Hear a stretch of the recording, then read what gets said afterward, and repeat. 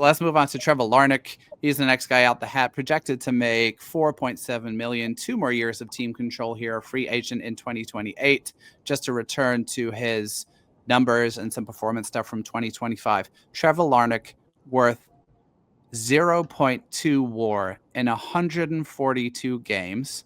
2024 was a much better year for Larnach. That was a 1.4 WAR year. But if you stack up his 2022, 2023, and 2025 seasons, so 3 of the last 4, he's been worth 1 F4 combined. Now, of course, it goes without saying he's missed plenty of time due to injury. But what are your thoughts on Larnach next year? Kind of same set of questions. And I know I'm coming in with some extreme bias here, some anti-Larnach bias. And so if you feel differently, talk me out of it. But I just, there's no way I'm paying $5 million for that level of production and consistency of what he's shown at the big league level. Yeah, and I feel like I was probably a bigger Larnach supporter coming into this year than most, and I think he was given every opportunity and just didn't necessarily take advantage of it. Mm-hmm. He doesn't fit in the outfield, and you could get either cheap at bats from a variety of young players in the DH position, or you can invest an insignificant amount of money in the baseball realm anyway to get a DH. And so, $5 million is not insignificant to folks like you and I, but to a below average defensive outfielder with an average bat who shows flashes, I don't know that it's worth it.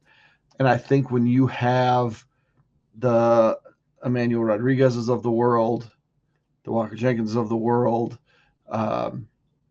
coming up, you have Mendez, you have Rodin, you have Fedko, Gabby Gonzalez, dare I say? Yeah. So I feel like in a year where you're going to rebuild, it just doesn't make sense to take those what will be developmental at the major league level at bats from those younger guys to give to a guy that you just, again, going back to it, don't view as a regular on a pennant chase team.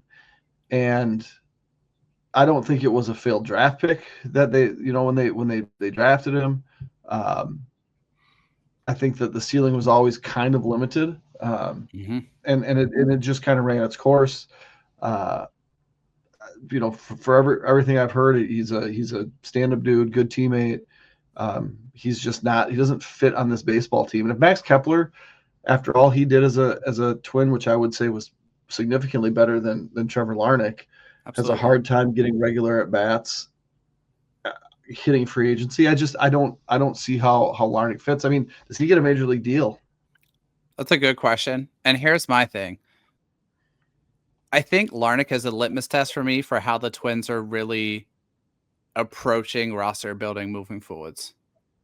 Like, we've heard a lot of fundamentals chat and like speed chat in the past couple of days. And we saw them lean into that more at the end of last year. And like, there's certain moves they made, like Rodin.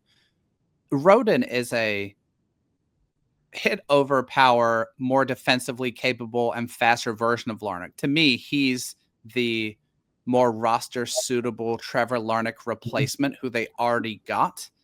And so if they keep Larnach, that makes me question the messaging of like, we want to get more athletic, we want to get faster, we want to get more defensively capable. If they move on, even if it doesn't work out right away and they don't have a ready-made replacement, I think that makes a lot of sense given how they've communicated that they want to move. Before we move off Larnach, so I think he is a lot of people's easy go-to for a non-tender candidate with what's up here. I, however, think it's not going to be the biggest return in a trade, but I think if you just look at his numbers, I think he could probably get a half step up of what that Nick Gordon, Stephen Okert trade was. I think that's your best case scenario, that bullpen needs someone. Hopefully you get someone who has a better outcome with this team than Stephen Okert did. But I think he can get that return, and you should probably just keep him to try to get that. And someone who's probably like $1 million, maybe $2 million fewer than him to fill a bullpen spot that is absolutely desperately needed. So that's what I think they should do with him. I know for a fact he's probably not going to be on the team in 2026. So why not net whatever return you can get, even if it's still, not ideal. Yeah. And definitely get on board with that. And I think that's a good, let's make sure we don't evaluate the moves until the offseason is all the way done deal. Mm-hmm. Jeremy, sorry, I cut across you.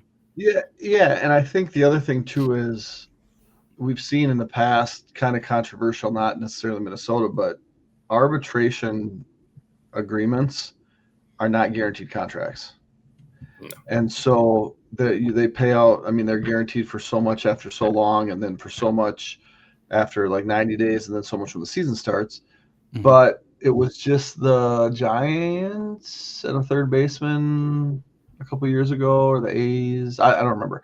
But they could settle or go to arbitration, and then if they don't like it, they can move on. I don't remember the details entirely, but it's not a guaranteed contract like all baseball contracts are. So I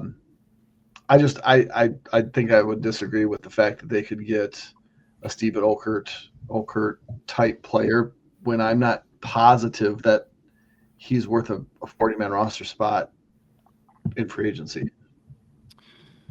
I think some team can still find some value with him in the 40-man roster spot, and maybe he just needs to change his scenery. I think that argument still could be made. But, yeah, I think, I could also see that he gets non-tendered. I just think, why not try to get some return for him, even if it turns out to be another Stephen Okert. Yeah, that's fair. Yeah, if you can do it, I'm not convinced that you can. I would love to be wrong. Yeah, one of my wonderings, I think, on that before we talk about Royce is I bet they maybe tried with Larnach already in the summer. And if that is true, the fruits of that didn't seem to be to their liking.